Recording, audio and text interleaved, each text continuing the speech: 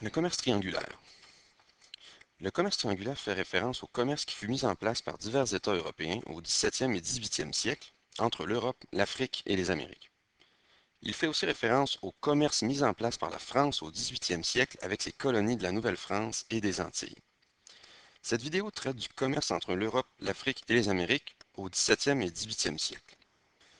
Pour en savoir plus sur le commerce mis en place par la France au XVIIIe siècle, vous pouvez consulter la capsule vidéo d'AlloProf portant sur ce sujet.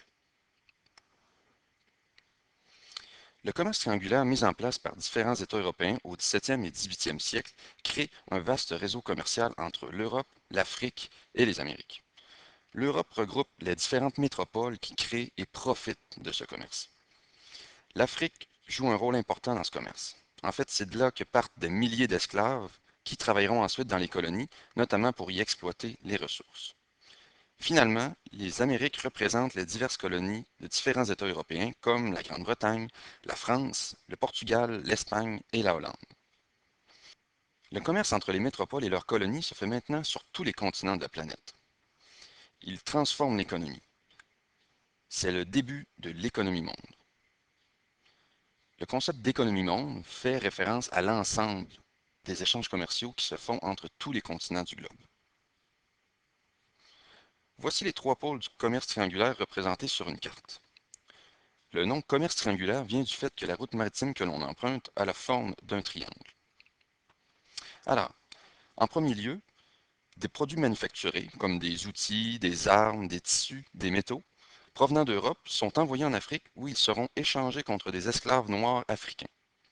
Ces esclaves sont ensuite emmenés dans les diverses colonies à bord de ce que l'on appelle des négriers. Voici le plan d'un de ces bateaux utilisés pour la traversée. On peut y voir de quelle façon étaient entassés les esclaves africains.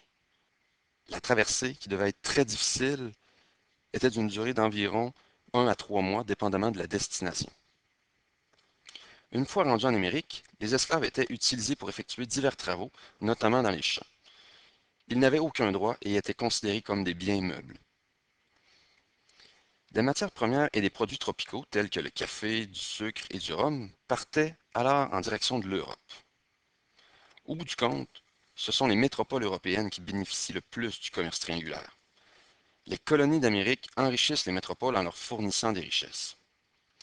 L'Afrique joue aussi un rôle important puisqu'elle fournit aux métropoles des esclaves servant à exploiter les ressources dans les colonies. Le développement économique des colonies n'est pas du tout encouragé, contrairement à celui des métropoles.